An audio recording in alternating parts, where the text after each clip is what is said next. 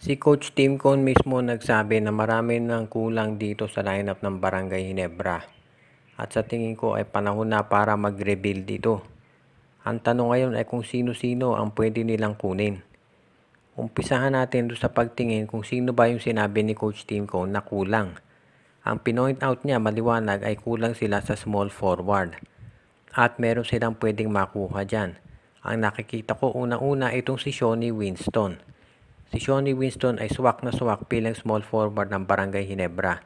Actually, sa height ito 6'4", pwede rin ito na maglaro ng shooting guard at point guard. Pero kung small forward, bagay na bagay siya dyan. At isipin mo kung meron kang Shawnee Winston at Jeremiah Gray na nag-alternate sa small forward ng Barangay Ginebra. Kaya sa tingin ko magiging magandang addition itong si Shawnee Winston. At ang mabuti pa dyan, ito ay nasa trading block. So, pwedeng makipag-usap ang Ginebra dito sa Converge Fiber Xers.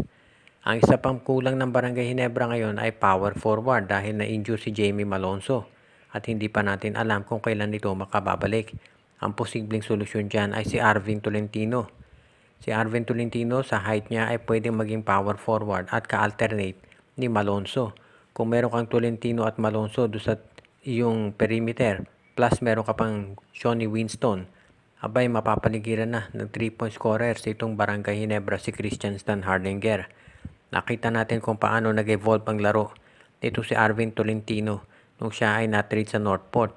Kaya kung bumalik yan sa Barangay Ginebra, magkakaroon na to ng kumpiyansa. Yun nga lang ang problema ay ang Magnolia gusto ring makuha ito si Arvin Tolentino, so hindi pa tiyak guaranteed na ito si Arvin ay dito nga mapupunta sa Ginebra.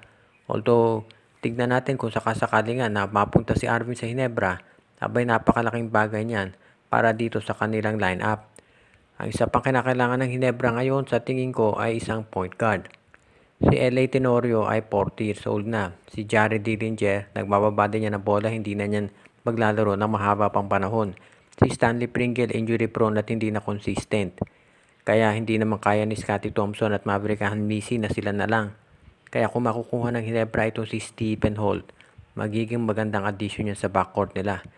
Siyempre kung kukunin nila ito si Winston at si Stephen Holt, dadami masyado fill-am ng Ginebra. Pero di problema yan, pwede nilang i-trade ka agad-agad itong si Jared Dillinger at kung necessary itong si Jeremiah Gray para lumubag yung kanilang fill-am slots. Itong si Stephen Holt, pinakita na niya ngayon dito sa Terra Firma kung ano ang kaya niyang gawin. At sa masasabi ko dyan, itong si Stephen Holt ay malaki may itulong sa Barangay Ginebra kung makuha nila.